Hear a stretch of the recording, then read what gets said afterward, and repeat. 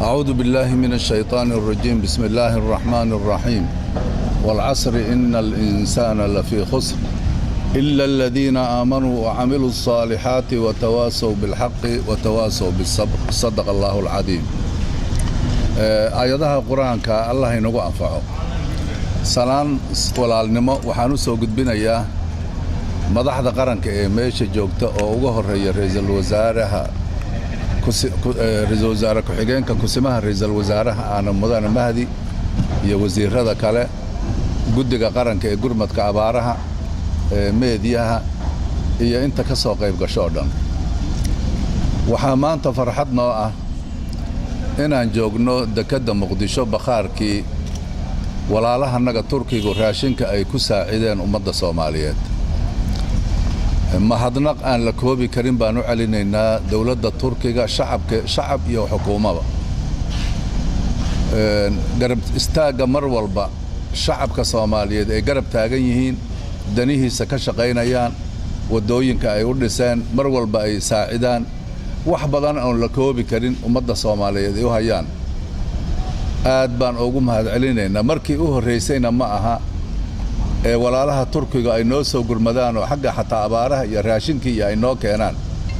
waxaynu ognahay 11 abaartii dadka Soomaaliyeed dhowrka boqol ka dishay Rajab Tayyip Erdogan walaalkeen inuu yimid asagoo wadanka aan la imanin intuu islaantiisii iyo soo kaxaysta caruurtiisii inuu soo istaagay oo barakacayaashii uu dhex istaagay kolka ka bacdina xisaarkii aynu ku jirnay iyo godoomintii laynaga qaaday halkaasna adduunyadii ay ku furantay musaacadooyin badanna ayna soo gaadheen abaalkaas aan u haynaa runtii walaalaha Turkiga waxaan rabaa halkan inaan ka sheego raashinkan walaalaha Turkiga ay keeneen oo halkan yaala sida uu ra'iisul wasaare ku-xigeenku inoo sheegi doono kusimaha ra'iisul wasaaraha mar dhow waxaan bilaabinaynaa qaybintiisii waxaan aad u jecelahay oo hoosta ka xariiqaya raashinkaas waxaa maamulaya annagoo guddiga qaranka oo ka soconna dawladda Soomaaliyeed ay noo igmatay iyo wasaaradda maareynta iyo gargaarka oo iyaduna wasaarad meel hawshaas loogu talagalay maanta halka waxaan u joognaa markabkii ay keentay walaalahan Turkiga kaasoo tankiisu dhan yahay ugu 12,500 oo tan oo isugu jira 10,500 oo raashin iyo hal tan oo wax dhiman adigu oo waxay isugu jidhaa baasto iyo badeecooyin yar yar oo iyo wax yar oo nafaqo ah buskud iyo ka mid yihiin waxaan leeyahay mudane ra'iisul wasaare bakhaarkii lagu dajiyay badeecadaas halkan ay ku dhan tahay waxaan la kala wareegnay hay'adda bisha cas ee Turkiga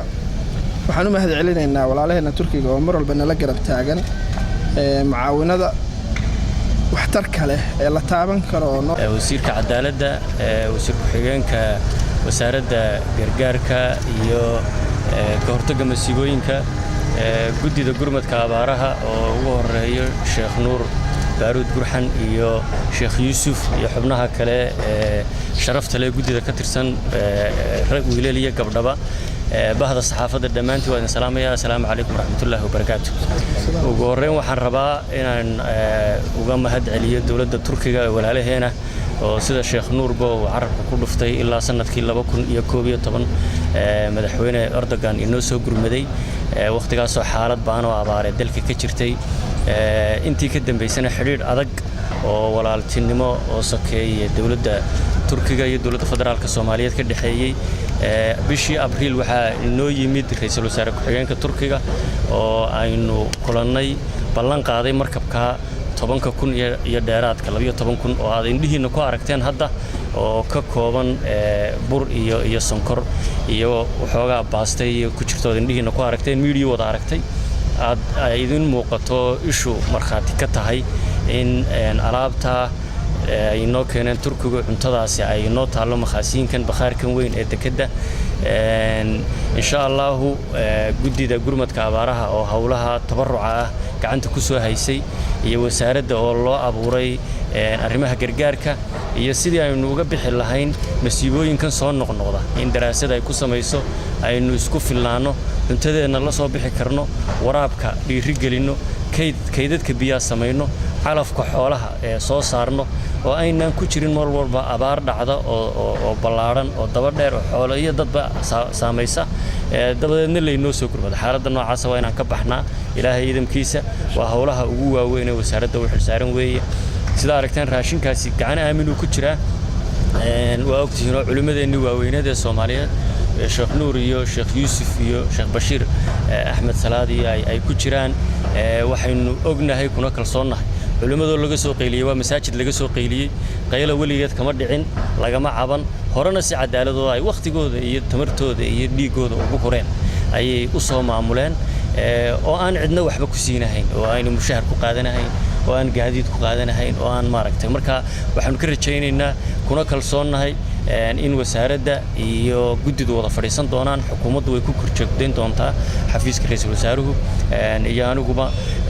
wax si cadaalad ah loogu qaybin doonaa gobollada iyo maamul goboleedyada iyo dadka Soomaaliyeed iyo gobolka Banaadir kulli ahaan